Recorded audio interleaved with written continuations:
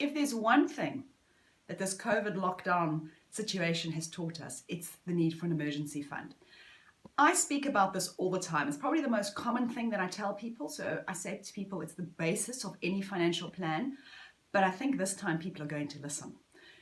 So what is an emergency fund? Emergency fund is there's two parts to an emergency fund, really. One is just sit for a moment and think that you had 3 months of your expenses covered, sitting somewhere accessible and available. How peaceful right now that would make you feel. You'd feel like you could take on the world.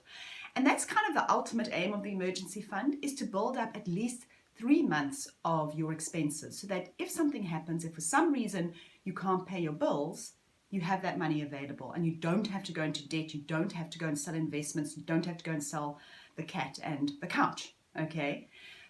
But emergencies more frequently happen as well. So a burst tire, or in my case, let me tell you, this happens more often than I like to admit, I have a dog that eats things that she shouldn't.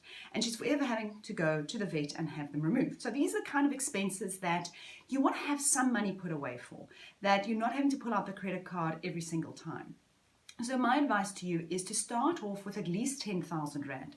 Before you do anything else, before you start into saving, before you start accelerating your debt repayments, know that you have 10, 15 even thousand Rand put away on the side so that if one of those little life things happens in the next couple of weeks or months, you know you've got it covered. And then over time, when you get bonuses, when you get a windfall, start adding money to that emergency fund and really keep in mind that your goal is that final 3 months of your expenses. And then where to put it? That's the other big question. Because, you don't want to be going and sticking this thing in a long-term investment because you may actually need the money soon. So where I personally keep my money, I split it into two because I've reached the point. It took me a long time, I must tell you, to reach my 3 months of expenses, but I have it. So I keep some of my cash, about 20,000 Rand, in a 7-day notice because I don't want to be too accessible. I don't want to be able to reach that money very quickly if I see a pair of shoes, because that's not an emergency.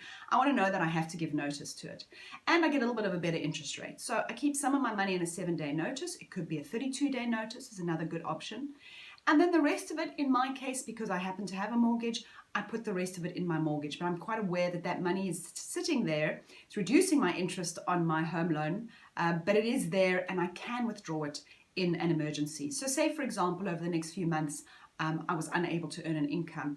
What I would do is I would actually draw that money out of my home loan and use it to fund my expenses.